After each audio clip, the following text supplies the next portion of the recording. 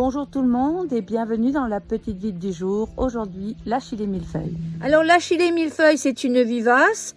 Elle va revenir chaque année. Elle pousse par rhizome. Alors c'est pour ça que vous voyez en général, elle pousse en colonie. C'est-à-dire quand vous en avez une, vous en avez plusieurs. Alors ici, on peut voir la feuille qui est appelée aussi herbe à la coupure.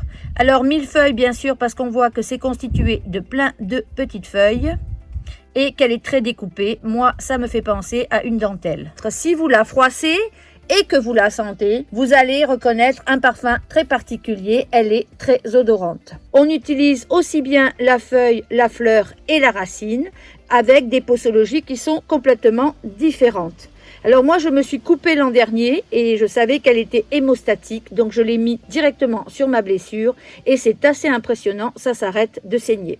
C'est une plante qu'on dit maîtresse du sang. Elle a un rapport avec tout ce qui est flux sanguin. C'est une plante qu'on utilise pour les petits bobos mineurs et qui va aider à diminuer la fièvre, mais qui peut être aussi utilisée pour diminuer les douleurs musculaires. Alors c'est une plante qu'on va aller mettre quand elle est petite comme ça, moi je la cueille et je vais aller la mettre dans mes salades. On n'en met pas beaucoup parce qu'elle parfume très rapidement. C'est une fleur qui fait partie de la famille des astéracées.